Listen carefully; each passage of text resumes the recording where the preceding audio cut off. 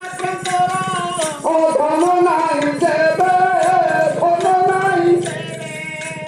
যোগ্য বর তাকু নমিলে কেবে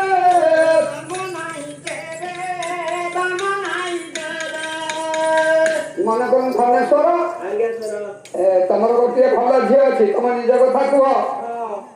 ଝିଅଟି ପାଠ ପଢେଇଛ ପ୍ଲସ କି ବିଏ ପାଠ ପଢିଛି ତାକୁ ଭଲ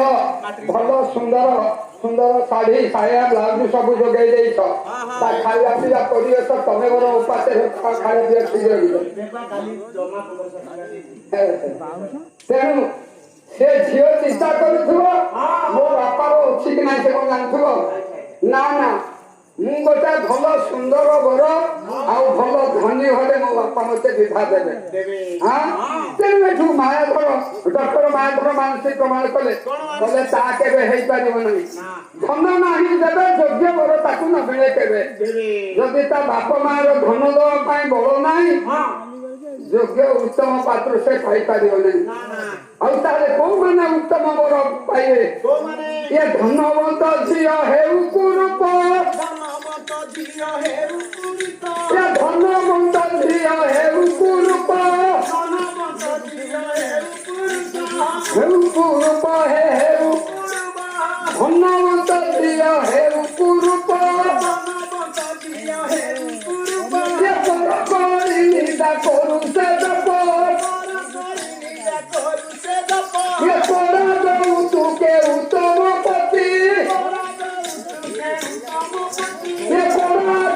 ତୁ କେ ଉତ୍ତମ ପତି ଖେଳି ମନାଇବ ଦେଶନ ମତି ପିତା ମାତା ତାର ଧର୍ମ ଛଡ଼ାରେ ଯୁଗ ବ୍ୟବହାର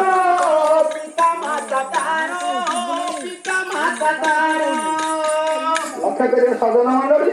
କୋଉ ଝିଅକୁ ଯୋଗ୍ୟ ବର ମିଳିବ ଧନବନ୍ତ ଝିଅ କଣ ଅଛି ଗୋଟାଏ ଜିନିଷର ଦାମ ହଉଛି 50 ଟଙ୍କା କାରଣ ସେ ଗୋଟାଏ ଉତ୍ତମ ଯୋଗ୍ୟ ବର ପାଇପାରିବ ତା ବାପା ମାର ଧନ ଅଛି ଗୋଟେ ଧନ ଦେଇଦେଲେ ଗୋଟାଏ ଶିକ୍ଷିତ ପିଲା ତାଙ୍କର ଧନ ନଥାଉ ସେ ପିଲାକୁ ନିଶ୍ଚିତ ସେ ବିବାହ କରାଇଦେବେ ତେଣୁ କବି ଲେଖିଲେ ଏ ଧନବନ୍ତ ଝିଅ ହେଉ କୁରୂପ ଏ ପର କରି ନିନ୍ଦା କରୁ ସେ ଜପ ଏ ପରା ଯଉତୁ କେ ଉତ୍ତମ ପତି